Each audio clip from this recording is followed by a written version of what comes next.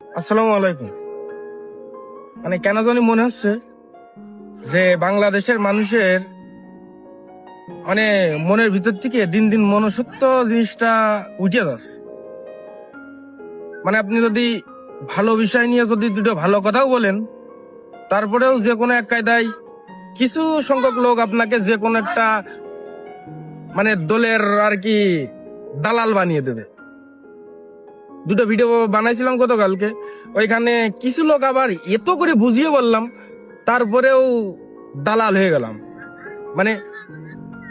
বারবার করে আমি তাদের বললাম যে আপনি যে দলই করেন না, কোনো দলটা আগে না, সর্বপ্রথম আপনি মানুষ, তারপরে দল।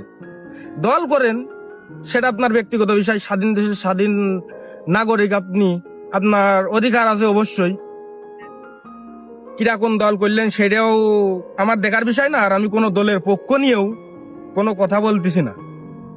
আর কিছু সংখ্যক লোক যারা বলতেছেন যে আমি আমলিগের দালাল, আমি আমলিগের কোন পোস্টে আছি আর কোন পদ পদবিটা আমার আছে সেটা আপনারা একটু দেখিয়ে দিন। আর আমলিগ থেকে প্রতি মাসে আমার কয় টাকা দেয় সেটাও আপনারা একটু দেখিয়ে। তো অজাতা মানুষের সম্পর্কে না জেনে শুনে আন্দাজে একটা ট্যাগ লাগিয়ে দেবেন, দুটো ভালো কথা বলেছি বিদায় যে দেখার ট্যাগ লাগিয়ে দেবেন, এটা আপনাদের থেকে আশা করি। সর্বপ্রথম আপনি মানুষ, আমিও মানুষ, দল মত নির্বিশেষে সবাই আমার ভাই। আসলে আমি মনে করি যে আমাদের কাশেমের এই রিসেন্টলি আগের দুইটা যে বার্তা ছিল, আবার আজকের এই একটা, এই বার্তাগুলো আমার মনে হয় আমাদের দেশ ও জাতির জন্য অত্যন্ত গুরুত্বপূর্ণ ভূমিকা পালন করবে।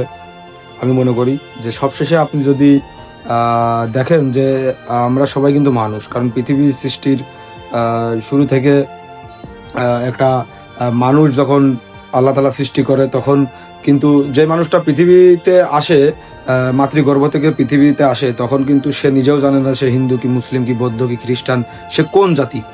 আস্তে আস্তে জানে যে তার মা বাপ এই ধর্ম পালন করে, তখন থেকে কিন্তু হচ্ছে যে সেও ওই ধর্মের প্রতি বিশ্বাস অর্জন করতে সক্ষম হয় নিজের মা বাবার দেখে। সুতরাং আমরা কিন্তু সবাই মানুষ, কেউ কিন্তু জানতাম না আমরা কোন ধর্মে, আমাদের জন্ম হওয়ার প্রথম দিন থেকে।